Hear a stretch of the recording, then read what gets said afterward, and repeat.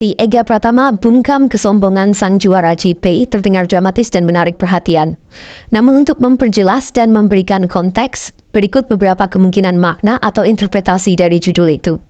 1. Ega Pratama menang atas pembalap yang sombong. Bisa jadi Ega Pratama berhasil mengalahkan pembalap yang sebelumnya juara dan terkenal arogan atau terlalu percaya diri. 2. Ega menunjukkan performa luar biasa. Mungkin ia tampil mengejutkan dan membuat sang juara GP harus mengakui kehebatannya hingga tidak bisa berkata-kata. 3. Ada unsur balas dendam atau pembuktian diri. Bisa jadi ini adalah momen di mana Ega membuktikan bahwa ia pantas diperhitungkan, apalagi jika sebelumnya diremehkan. Dia dijuluki sang juara karena dominasinya selama beberapa musim. Gayanya flamboyan, ucapannya tajam, dan kepercayaan dirinya tinggi seringkali membuat lawan-lawannya kesal, tapi juga terpicu untuk mengalahkannya. Nah, disinilah Ega Pratama muncul. Awalnya dianggap remeh karena baru bergabung dan belum punya nama besar. Tapi diam-diam dia punya skill yang luar biasa, latihan keras, dan strategi jitu. Di satu seri balapan yang menentukan, Ega tampil tenang, konsisten, dan akhirnya menyalip sang juara di lap terakhir. Penonton terdiam, komentator heboh, dan sang juara pun tak mampu berkata-kata. Itulah momen membungkam kesombongan itu. Mari kita simak dan saksikan keseruan daripada pertandingan ini, di mana ketegangan, adu strategi, dan aksi tak terduga siap memanjakan para penonton. A second, so 2 laps to go. He's at the race yesterday. He said it was great fun. He said it all just got more and more crazy towards the end of the race. Really onside. Who's going to be late on the brakes? It looks dead in the eyes. It is great mate Brian Ariarte. Really got to get a wriggle on now. Mind the green boys. Brian Ariarte takes up the lead. He's got Kies on his great time, and he said, "I'm just going to try and do the same thing again, but maybe make a better job of it at the end." But then he looked the wrong direction because there was Kies going the other side of it. Carpe on the inside and towards tail. Then it's Carpe, Peroni into the race, he said. And that, of course, with 6 laps to go is what he's doing now. He's pulled out the very slightest of his turn 1. Look at that then. 144.9 for Veda Pratama. He's on the chase, everybody. Indonesia stand up. Pratama is there. But for how long? Changing direction. Oh, that's so tight. Spotted over the 83 of Alvaro. Carpe and Kies back there in 3rd place. Yeah, Kies going to tune in. Watch your man. And Rico Samela goes up into 3rd place. He's not hanging. So ragged. It's really getting the pressures on. And Ruche has dragged that group. A bit quiet the last few laps, hasn't he? Just sort of not doing anything too rash and just sitting there and thinking about either.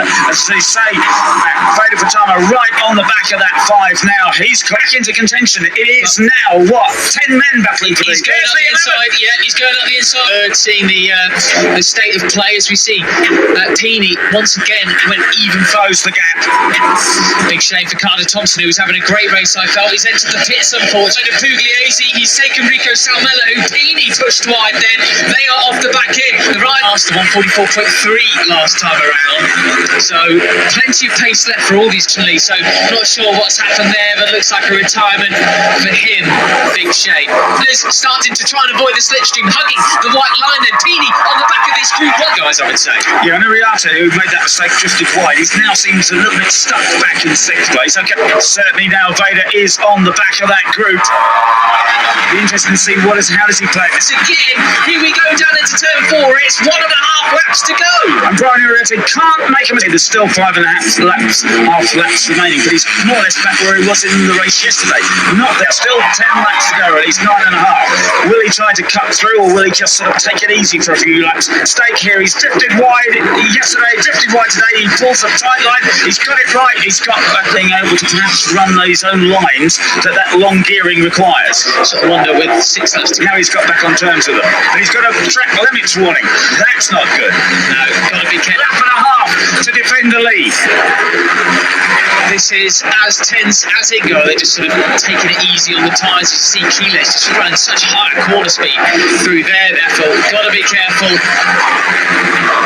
So they work very hard, but he's got to get him Rookies Cup. They have absolutely pulled the pin. They're still running low, 1 foot. But yeah, it's we're going to see the real little tone change in a pay attention now. He really should, I think, perhaps just cool it a bit and make sure he stays off the green. 45s, this pace is red hot in comparison to what it was yesterday. It's all on the line here. A couple of laps time, they cross the finish line now. 5 laps to go. I think next time they come around, learn what the guys in front are doing and then make use of it later on. But of course, it's still Briano Riate from Kies and Cafe. It's 3 Spaniards up front, but then it's going to all go off. Yeah, and that group now, they've re-established a bit of an advantage.